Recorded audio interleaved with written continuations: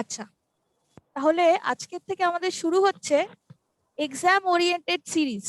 ঠিক আছে, এতদিন অব্দি আমরা যা করছিলাম সেগুলো পরীক্ষাতে আসা এবং পরীক্ষার মতন করেই ফর্মুলেট করা চ্যাপ্টার্স ছিল এবং এক্সারসাইজেস ছিল।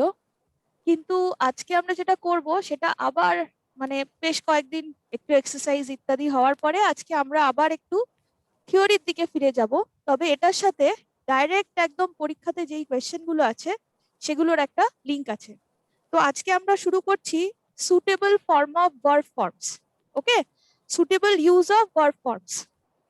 তো ভার্ব নিয়ে তো আমরা অ্যাট লেংথ অনেক কিছু আলোচনা করেছি আগেই। আমার যে ভার্বের ক্লাস হয়েছিল সেটা যেরকম ফোকাস করেছিলাম আমরা যে ভার্বস কি ধরনের হয়, ট্রানজিটিভ ভার্ব, ইনট্রানজিটিভ ভার্ব, মানে একটা ভার্বের capability of taking a or acquiring a object, সেটার উপর ডিপেন্ড করছিল যে ভার্বটা ট্রানজিটিভ কি ইনট্রানজিটিভ। আপনারা যদি ওই ক্লাসটা ফলো না করে থাকেন তাহলে অবশ্যই করবেন। এবং তার আগে বলবো নাউনের কেসের যে ক্লাসটা হয়েছিল সেটাও অবশ্যই একবার দেখতে, কেননা ওখান থেকেই এই যে ভার্বের সাথে নাউনের রিলেশন এবং সাবজেক্ট অবজেক্টের কনসেপ্টটা কিন্তু আমরা ওখান থেকে পেয়েছিলাম। ওকে, তারপরে ট্রানজিটিভ আর ইনট্রানজিটিভ করার সাথে সাথে আমরা ভার্ব চ্যাপ্টারে দেখেছিলাম মোডাল ভার্বস এর কথা আমরা আলোচনা করেছিলাম। কত রকমের মোডাল ভার্বস হয়, সেটা এক ধরনের অক্সিলিয়ারি ভার্বস বা হেল্পিং ভার্বস, যেটা আমি বলেছিলাম। সো মোডাল ভার্ব নিয়েও ওখানে অনেক কিছু আলোচনা হয়েছে এবং মোডাল সংক্রান্ত প্রশ্ন আপনারা যদি ওই ওই ক্লাসটা ফলো করেন তাহলে দেখবেন মোডাল সংক্রান্ত আপনাদের কোনো সমস্যা আর থাকছে না।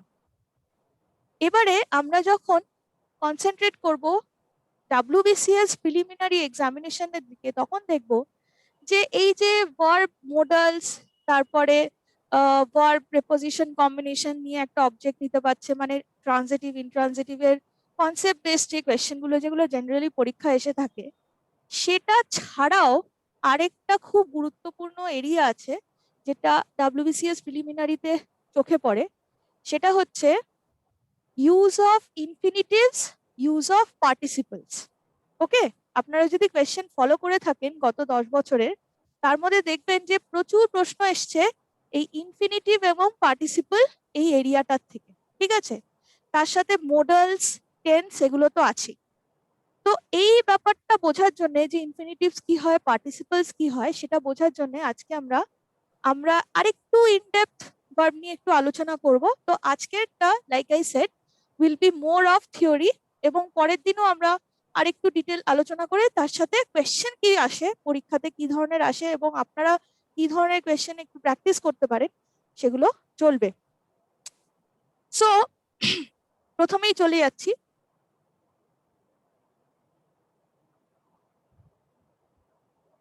ভার্বের দুটো ব্রড ক্যাটেগরিতে। আমরা যখন ভার্ব চ্যাপ্টারটা পড়েছিলাম লাইক আই সেড, সেখানে আমরা ভার্বকে একটু অন্যভাবে দেখেছিলাম।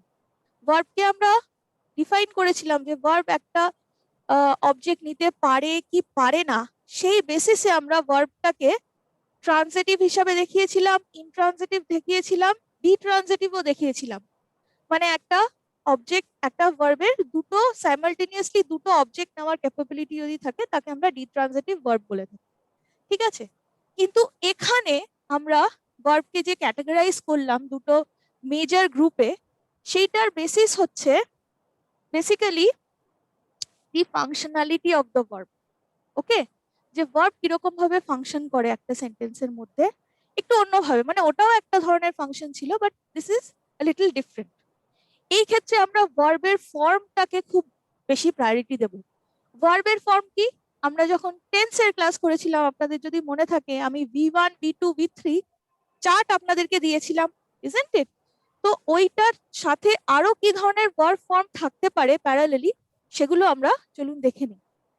তো প্রথমে আমরা ক্যাটাগরাইজ করেছি ভার্বকে দুটো ভাগে, একটা মেইন ভার্ব আর একটা হচ্ছে অক্সিলিয়ারি ভার্ব। অক্সিলিয়ারি কথাটার মানেটা কি? হেল্পার ভার্ব বলতে পারেন, সহকারী ভার্ব বলতে পারেন, অ্যাসিস্ট্যান্ট ভার্ব বলতে পারেন। এগুলোর অনেক প্রকার আছে, তাই এখানে আপনারা দেখছেন আলাদা আলাদা ভাবে আমি এখানে এক্সাম্পলসও দিয়েছি। প্রথমে মেন ভার্বের কথায় আসি। মেন ভার্বকে আমরা বলতে পারি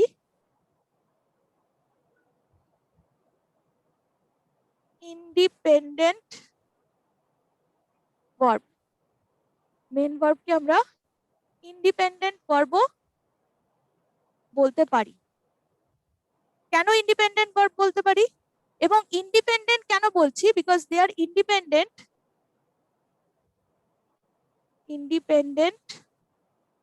for their meaning. Now this is a very important thing to remember, independent for their meaning. একটা সেন্টেন্সের মধ্যে যখন একটা ভার্ব থাকবে, একাধিক ভার্বও থাকতে পারে, তো একটা ভার্বকে আমরা দেখছি, সেই ভার্বটা ধরে নিন অন্য কোনো ভার্বের উপর ডিপেন্ড করে রয়েছে না, নেই আর, মানে সে অন ইটস ওন সার্ভাইভ করছে, ঠিক আছে? তো সেরকম একটা ভার্বকে আমরা ইন্ডিপেন্ডেন্ট ভার্ব বলতে পারি, যে তার মানেটার জন্য তাকে অন্য কারোর উপরে নির্ভরশীল হয়ে থাকতে হয় না, রাদার অন্য কোনো ভার্বের উপরে ডিপেন্ড করতে হয় না, হেন্স ইন্ডিপেন্ডেন্ট। ওকে, নাও অক্সিলারি ভার্বটা কিন্তু সেরকম হয় না। ওকে, অক্সিলারি ভার্বকে আমরা ডিপেন্ডেন্ট ভার্বও বলতে পারি, যদিও সব ক্ষেত্রে না, তাই আমি ডিপেন্ডেন্ট কথাটা একবারে লিখে ফেলবো না, আমি অক্সিলারি ভার্বকে ইন্ডিপেন্ডেন্ট ডিপেন্ডেন্ট সেটা পরে আসছি, বাট বেসিক্যালি এদের কাজ কি, প্রাইমারিলি এরা একটা নর্মাল রেগুলার ভার্বকে অ্যাসিস্ট করে, ঠিক আছে? এরা একটা নর্মাল ভার্ব বলতে কি বোঝাচ্ছি, মানে মেন ভার্বকে, মানে যেগুলো পিওর ফর্ম অফ ভার্ব, ক্রিয়াপদ, ইজন্ট ইট? ভার্ব হচ্ছে ক্রিয়াপদ, তাই তো, মানে ডুইং ওয়ার্ড, যেটা বেসিক মিনিং অফ ভার্ব। যদিও ভার্ব এইরকম ধরনেরও হতে পারে, is, am, are, have, has, had ইত্যাদি, কিন্তু the purest form of verb যদি কিছু বলি, যেগুলো ইন্ডিপেন্ডেন্টলি এক্সিস্ট করতে পারে, দোজ আর ওই যে যত ডুইং ওয়ার্ডস আছে ওইগুলো। এবারে এই অক্সিলারি গুলো বিভিন্ন ভাবে কোনো না কোনো ইন্ডিপেন্ডেন্ট ভার্বকে অ্যাসিস্ট করে বিভিন্ন কাজে, যেমন এগুলো একটা category of auxiliary verbs, be, been, being, ঠিক আছে? বিভিন্ন ভাবে আপনারা সেন্টেন্স এগুলো ইউজ করতে পারেন এবং দেখবেন যে একটা নর্মাল ভার্বের সাথে ইউজ করে। I will be going, he has been reading or he has been studying, ঠিক আছে? বা বলতে পারি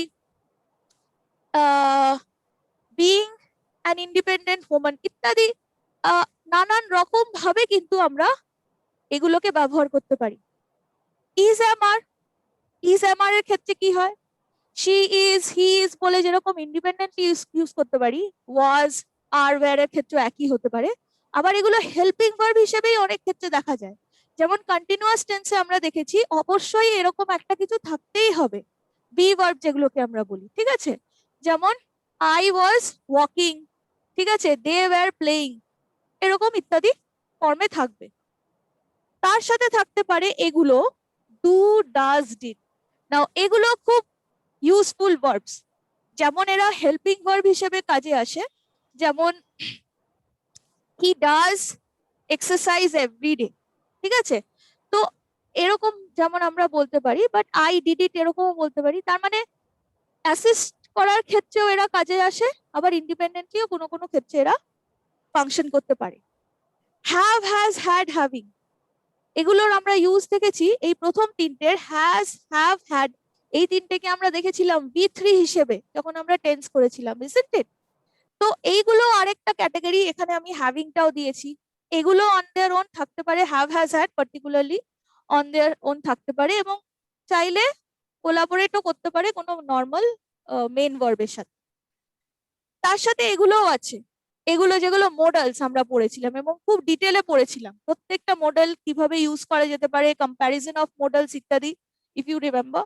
so this, all of this are models, এই যে can, could, may, might, shall, should, will, would, must, ought to, এই সবগুলো model verbs হিসেবে আমরা চিনি, এটাও একটা ক্যাটাগরি অফ অক্সিলিয়ারি ভার্ব। কিন্তু তার সাথে আর কি আছে, ইউজ টু, নিড, ডেয়ার, এগুলো আরেক ধরনের অক্সিলিয়ারি ভার্ব হিসেবে আমরা জানবো। তাহলে আমরা যদি বলি যে এগুলোর কাজ কি, বেসিক্যালি এই অক্সিলারি গুলো কি কাজ করে, তাহলে এক তো বলতে পারি যে এদেরকে দিয়ে আমরা কোয়েশ্চেন ফর্ম করতে পারি। যখন একটা অ্যাফার্মেটিভ সেন্টেন্সে কথা বলা হয়, হতে পারে যে সেন্টেন্সের যে মেন ভার্বটা আছে ওটাই আছে, ওটার সাথে কোনো অক্সিলারি ভার্ব নেই, কিন্তু আপনারা দেখবেন যেই আমি অ্যাফার্মেটিভ সেন্টেন্সটাকে নেগেটিভ সেন্টেন্স অথবা ইন্টারোগেটিভ সেন্টেন্সে ট্রান্সফার করার চেষ্টা করব, তখন কিন্তু তার মধ্যে আমাকে একটা অবশ্যই কি রাখতে হবে, একটা অক্সিলিয়ারি ভার্ব রাখতে হবে। তাই তো? যেমন আমি যদি বলি I read, simplest form of a sentence কিছু যদি হতে পারে সাবজেক্ট ভার্ব সহ, কি বলতে পারি? I read, I subject, read হচ্ছে আমার ভার্ব। এটাকে যদি আমি কোয়েশ্চেন ফর্মে নিয়ে যাই কি বলতে হবে আমাকে? ডু আই রিড, তাই তো? আবার যদি নেগেটিভ ফর্মে নিয়ে যাই তাহলে কি বলতে হবে? I do not read. তাহলে দেখুন এই যে ডুটা আসলো সেটা অ্যাফার্মেটিভে কিন্তু ছিল না, কিন্তু নেগেটিভ ইন্টারোগেটিভ যেই এলো তখন কিন্তু এই অক্সিলারিটাকে আমাদেরকে ইন্ট্রোডিউস করতে হলো, ঠিক আছে? তাহলে কোয়েশ্চেন ফর্ম করার জন্য অক্সিলারি ইউজ হতে পারে, নেগেটিভ সেন্টেন্স তৈরি করার জন্য হতে পারে, ঠিক আছে? তাছাড়া আমরা যখন টেন্স নিয়ে আলোচনা করব, টেন্সের ক্ষেত্রে অক্সিলারি গুলো খুব ইম্পর্টেন্ট। যেমন এই যে বললাম পারফেক্ট টেন্সের ক্ষেত্রে হ্যাভ, হ্যাজ, হ্যাড এগুলোর মধ্যে কিছু না কিছু থাকতেই হবে। ইজ আমার থাকতে হবে যখন কন্টিনিউয়াস টেন্সে কথা বলছি, পাস্ট হলে ওয়াজ ওয়্যার হয়ে যাবে, ঠিক আছে? তো এগুলো থাকে। বা যখন ফিউচার টেন্সে কথা বলবো তখন উইল বি, শ্যাল বি ইত্যাদি আমাকে বলতেই হবে, তাই না? তো যে কোনো ক্ষেত্রেই কিন্তু এই যে টেন্সের ক্ষেত্রে কোনো না কোনো ভাবে কোনো না কোনো ফর্মে আমার অক্সিলারি একটা চাই, ঠিক আছে? এছাড়া যখন আমি মোডালস এর কথা বলবো তখন কি বলবো? যে একটা অ্যাকশনের উইলিংনেস অথবা পসিবিলিটি, ঠিক আছে? উইলিংনেস অথবা পসিবিলিটি জাহির করার জন্য এগুলো দরকার হয়। তাহলে এগুলোর দরকার হয় উইলিংনেস অর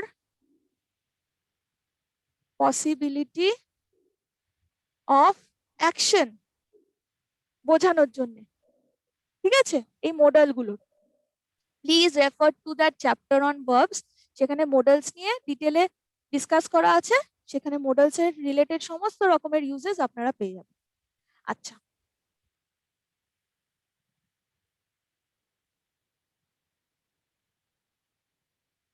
এরপরে আমরা যেটা দেখব খুবই গুরুত্বপূর্ণ সেটা হচ্ছে ভার্বের ফর্মস, ঠিক আছে? ভার্বের ফর্মস এর একটা আইডিয়া আপনাদের হয়েছে, আপনারা যখন টেন্সের ক্লাস করেছিলেন তখন আমি আপনাদেরকে চার্ট হিসেবে দেখিয়ে দিয়েছিলাম ভার্ব ফর্মস কি। এন্ড অফকোর্স আপনারা জানেনও নিশ্চয়ই, স্কুলে পড়াকালীন এগুলো আমরা পড়েছিলাম এক সময়। কিন্তু ওখানে আমি এই দুটো ফর্ম অফ ভার্ব নিয়ে আলোচনা করিনি, কিন্তু V4 আর V5 ওখানে শুধুমাত্র ছিল চার্টে V1, V2, V3, ঠিক আছে?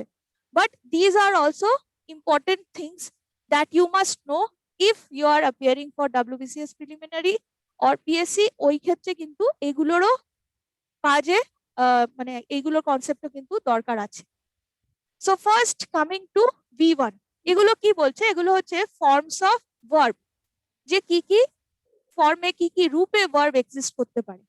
তো প্রথম ফর্মটাকে আমরা বলতে পারি V1, ওকে? এটা কি form? The present form of verb in plural number, ঠিক আছে? The present form of verb in plural number, present form. কিন্তু দেখুন এই ইন প্লুরাল নাম্বার কথাটা কিন্তু অত্যন্ত আবশ্যক, কেননা আমরা আরেকটা প্রেজেন্ট ফর্মও পাই, কিন্তু সেটার সাথে এইটার V1 এর মূল তফাৎ হচ্ছে এইটা প্লুরাল নাম্বার যে সাবজেক্ট তাকেই কিন্তু কমপ্লিমেন্ট করতে পারে এই ভার্বটা, ঠিক আছে?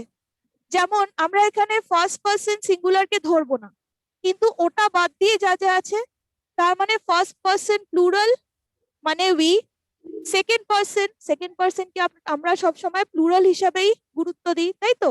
ইউ এর সাথে আর ইউজ হয়, ইউ এর সাথে হ্যাভ ইউজ হয়, ইজন্ট ইট?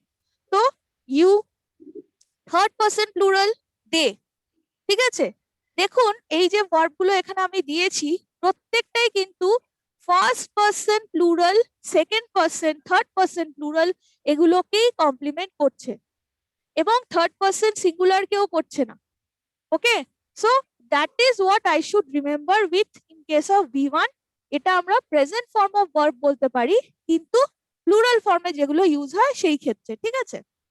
যেমন do, go, work, think, no.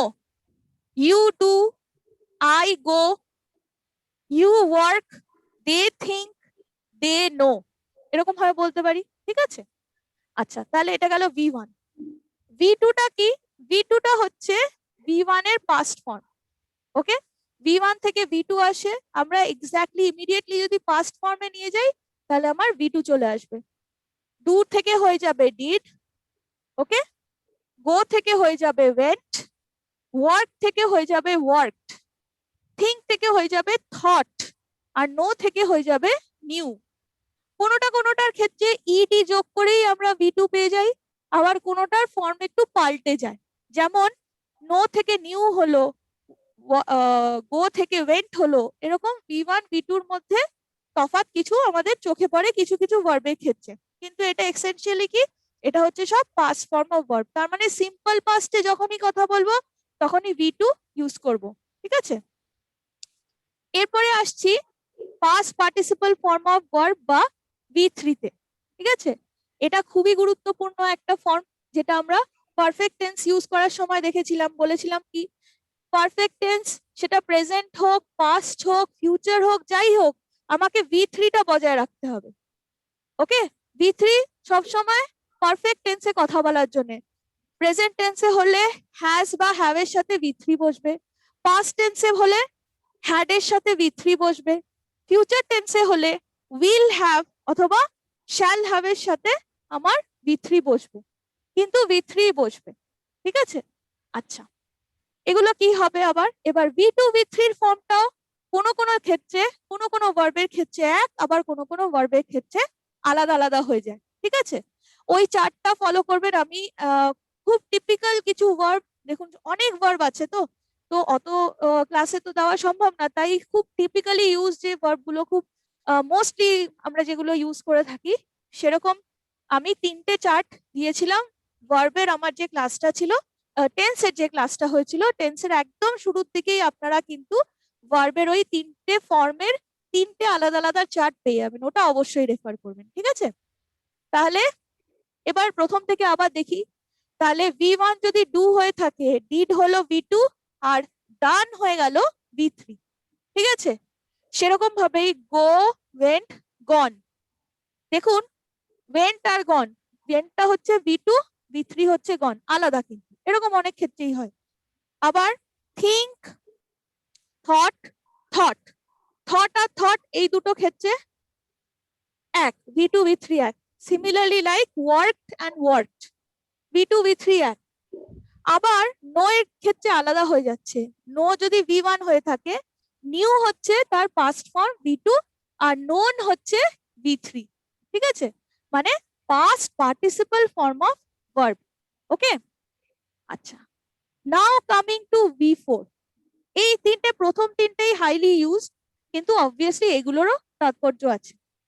V ফোরটাও in fact আপনারা দেখেছেন, আমরা যখন কন্টিনিউয়াস টেন্সে কথা বলেছিলাম তখন আমরা এই ফর্মগুলো দেখেছিলাম। ভি ফোরটা কিছুই না, present participle form of verb. এটা যদি past participle form of verb হয়ে থাকে ভি থ্রিটা, আমরা ভি ফোরটাকে প্রেজেন্ট পার্টিসিপল ফর্ম বলে জানবো, অথবা বলতে পারি ING form of verb. Okay, V one এর সাথে আইএনজি যোগ করলে দুটো জিনিস হতে পারে, কিন্তু এক হতে পারে present participle form of verb বা ভি থ্রি, আরেকটা জিনিস হয় সেটার নাম হচ্ছে জেরান্ড, সেটাকে নিয়ে আমরা একটু পরে আলোচনা করছি, কিন্তু ওটা কিন্তু অন্য জিনিসই হয়ে গেল। তা আমি জেরান্ড আর পার্টিসিপলের মধ্যে তফাৎটা ওখানে গিয়ে দেখব। ঠিক আছে, কিন্তু এটা স্ট্রিক্টলি ভার্ব ফর্ম, এটা ভার্ব অ্যান্ড ভার্ব অনলি। এখানে কিন্তু বি এর সাথে আইএনজি যোগ হয়েছে, এটা অন্য কিছু হয়ে যাচ্ছে না, এটা কিন্তু ভার্বটা ভার্বই থাকছে। তাই আমি এটা কন্টিনিউয়াস টেন্সে ইউজ করতে পারছি, প্রেজেন্ট পার্টিসিপল ফর্মটা। ঠিক আছে, তাহলে বলতে পারি doing, going, working, thinking, knowing ইত্যাদি। ওকে, মানে সিম্পলি ভি এর সাথে আইএনজি যোগ হয়ে গেছে। এন্ড দ্য লাস্ট ফর্ম সেটা হচ্ছে V five. Now what is V five? V five বলছে the singular form of verb in simple present। মানে কি, দেখুন আবার ভি ওয়ানে ফেরত যাচ্ছি। ভি ওয়ানে বলেছিলাম present form of verb in plural number, আর এটা প্রেজেন্ট ফর্ম অফ ভার্ব কিন্তু সিঙ্গুলারে। তার মানে থার্ড পারসন সিঙ্গুলার নাম্বারের সাথে যেই ভার্ব গুলো ইউজ হবে সেই সবকটা হচ্ছে এইটে। ওকে, থার্ড পারসন সিঙ্গুলার নাম্বারের জন্য, থার্ড পারসন সিঙ্গুলারের জন্য যেগুলো ইউজ হয় প্রেজেন্ট টেন্সে, রাদার বলা উচিত হবে সিম্পল প্রেজেন্ট টেন্সে। কেননা দেখুন আমি এখানে সিম্পল প্রেজেন্ট বলেই দিয়েছি। আরো কেন এটাকে সিম্পল প্রেজেন্ট বলা হয় তার আরেকটা কারণ হচ্ছে, দেখবেন আমরা সিম্পল প্রেজেন্টে যখন কথা বলি তখন অনেক ক্ষেত্রে আমরা যেই জিনিসগুলো ইউনিভার্সালি হয় অথবা যেই জিনিসগুলো নর্মাল হিউম্যান পারসেপশনের ক্ষেত্রে সবার জন্য এক, মানে যেটা আপনি জানেন আমিও জানি, ঠিক আছে? তো সেই ওরকম একটা আহ কোনো কথা যদি আমি বলি সেটা আমরা অনেক সময় সিম্পল প্রেজেন্টেই বলি, যে যে জিনিসটা নর্মালি হয় বা নর্মালি ঘটে, তাই তো? সিম্পল প্রেজেন্ট টেন্সের ক্ষেত্রে আমরা সেটা বলি, the sun rises in the east, okay, the earth goes round the sun, বলি তো এগুলো। তো দেখুন ওইগুলো সবগুলো কিন্তু আমি সিম্পল প্রেজেন্টেই জেনারেলি আমরা বলে থাকি, তাই না? তাই কিন্তু সিম্পল প্রেজেন্টের ফর্মটা হচ্ছে এইটা, ওটাও প্রেজেন্ট, ওটা প্লুরালের জন্য, এটা মনে রাখবেন থার্ড পারসন সিঙ্গুলারের জন্য, এবং universal facts and general perception related যে বক্তব্যগুলো আমরা বলে থাকি সেগুলোর জন্য। এইটা চিনব কি করে? দেখুন শেষে হয় এস অথবা ইএস থাকবে, ভার্ব যেটা থাকলো V1 তার সাথে এস বা ইএস ফর্মে থাকতে পারে এই ভার্ব গুলো, যেমন ডু থেকে এসছে ডাজ, গো থেকে এসছে গোজ, হি গোজ শি গোজ বলতে পারি, বা ওয়ার্কস, ইট ওয়ার্কস বলতে পারি। কোন একটা ইনস্ট্রুমেন্ট বা মেশিনের কথা যখন বলছি তখন ইট ওয়ার্কস বলে বলতে পারি, তাই না? আচ্ছা, হি থিংস, ওকে, কারুর নাম দিয়ে বলতে পারি, যদি কারুর নাম বলি সেটাও তো থার্ড পারসন সিঙ্গুলার নাম্বারই হলো, যদি একজন মানুষের কথাই বলছি, তাই না? তো সেটা বলতে পারি। অথবা যে কোনো একটা নাউন যেটা থার্ড পারসন সিঙ্গুলার দিয়ে আমরা রিপ্রেজেন্ট করতে পারবো প্রেজেন্ট টেন্সে, তার সাথে আমরা বলতেই পারি, যেমন এটা নোজ, ওকে। তাহলে এই হয়ে গেল আমার তিনটে form of verb. Now keeping this thing or this concept in mind, এবার আমরা ফার্দার কোথায় কিভাবে ইউজেজ এবং ইমপ্লিকেশন গুলো হবে সেটা জানবো। কিন্তু তার আগে, ইউজ জানার আগে আমি আরেকটা জিনিস, যেটা থিংস টু রিমেম্বার, যেগুলো হয়তো আপনারা কিছু কিছু জানেন, আবার কিছু জিনিস যেগুলো একটু ক্ল্যারিফাই করে নিলে ভালো হয়, সেরকম কিছু things, important things to remember পরীক্ষার ক্ষেত্রে, সেগুলো একটু আমরা জেনে নেব।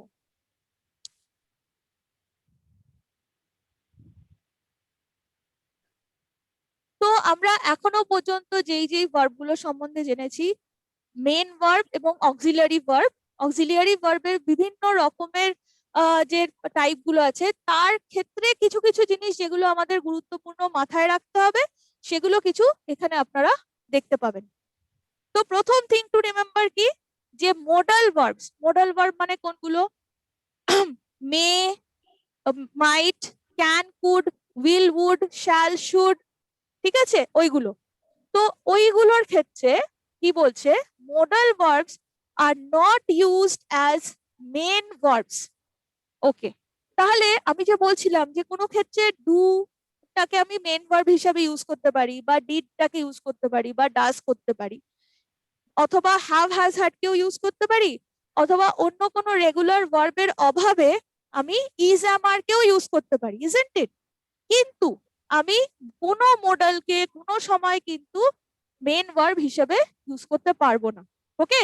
মানে ক্যান, মে, মাইট যেটাই হোক না কেন, নর্মাল রেগুলার ভার্ব হিসেবে ইউজ করতে আমরা পারবো না, এবং সেই কারণেই ওটার কিন্তু V1 V2 V3 V4 V5 এই ফর্মটা হবে না। আচ্ছা, আরেকটা গুরুত্বপূর্ণ ব্যাপার মনে করিয়ে দিই, সেটা হচ্ছে এই যে আমরা V1 থেকে V5 অব্দি পাঁচটা ফর্ম অফ ভার্ব দেখলাম, এগুলো কোন ধরনের ভার্বের ফর্ম ছিল? মূলত মেন ভার্ব বা ইন্ডিপেন্ডেন্ট ভার্ব, তাই তো? বা ডুইং ওয়ার্ড, যেগুলো নর্মাল ক্রিয়াপদ যেগুলো, সেইগুলোরই কিন্তু এই পাঁচটা টাইপ বা পাঁচটা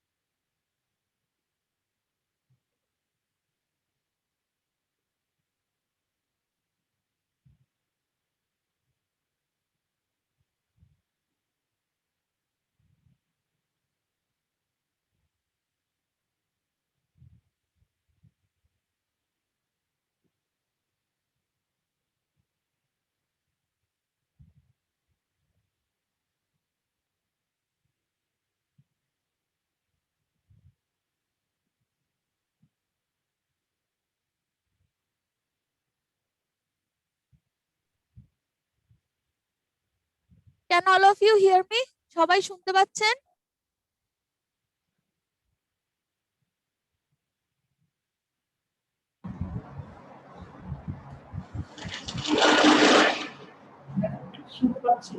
ওকে, আচ্ছা, আমি আবার এই জিনিসটা একটু বলে দিচ্ছি, ঠিক আছে? একটু ডিসরাপশন হয়েছিল।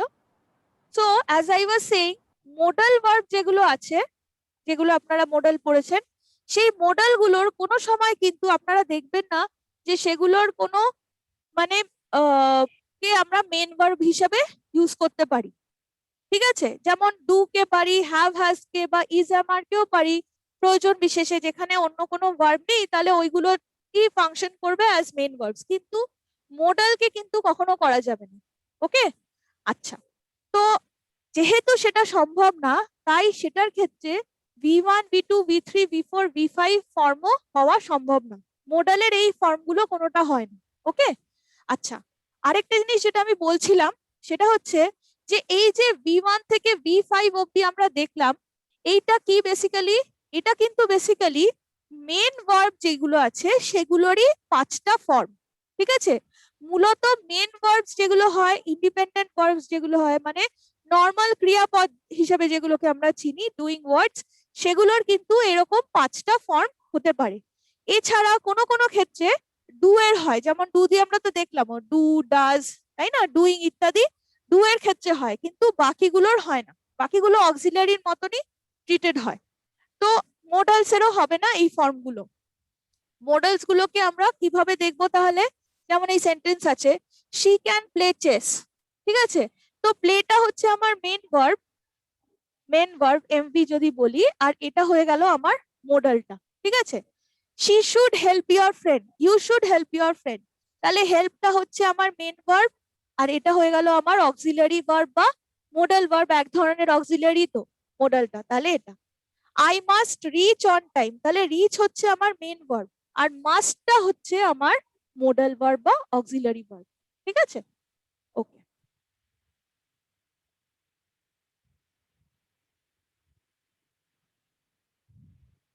Next we have these ones, dare need.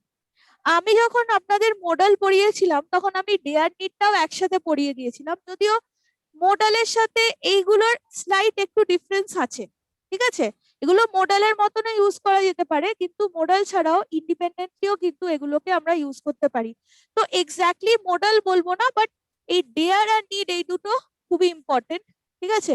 আরেকটা জিনিস পড়বেন, যখন মোডালটা রিভাইজ করবেন তখন ওই নিড নট আর মাস্ট নট, ওই একটা ডিফারেন্স আমি দিয়েছিলাম, ওটা অবশ্যই দেখবেন, ওটাও কিন্তু খুব গুরুত্বপূর্ণ।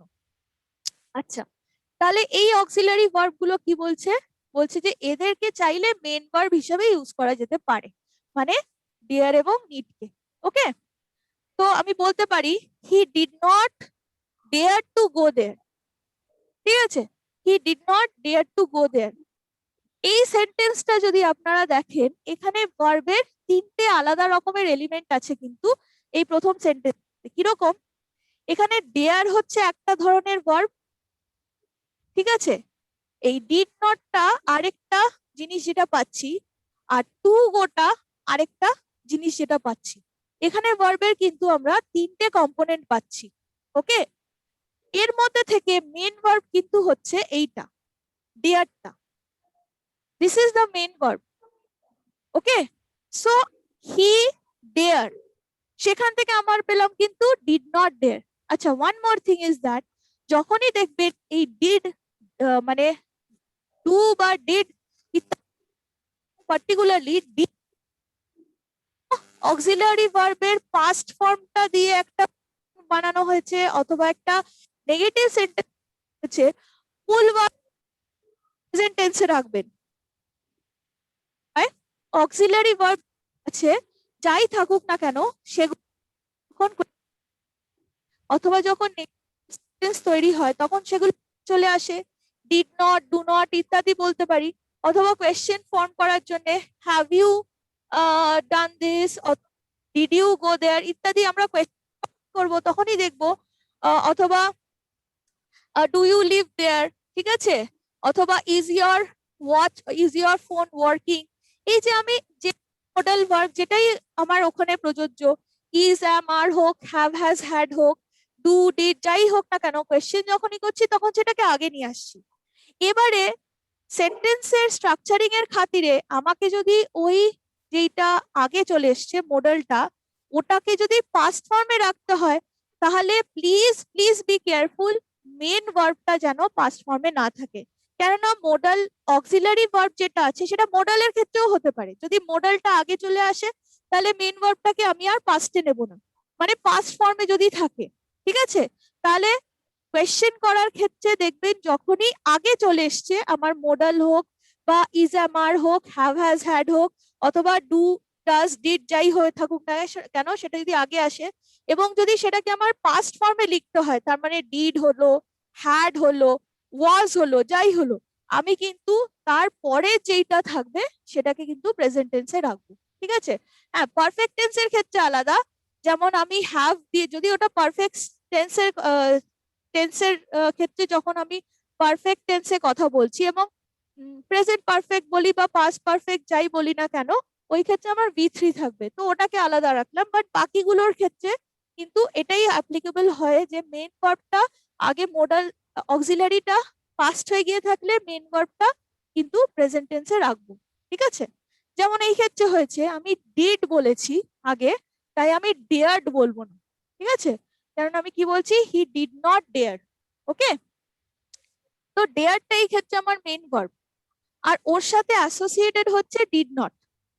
তো হি ডেয়ার, ডেয়ার যদি বলি তাহলে হতে পারতো, কিন্তু ডিড নট ডেয়ার বলেছি, যে সাহস করলো না, ডিড নট ডেয়ার, তাই এটা আমার কিন্তু সহকারী এই ক্ষেত্রে কিন্তু এটা চলে আসছে, আর মেন ভার্ব হয়ে যাচ্ছে আমার এই ডেয়ারটা।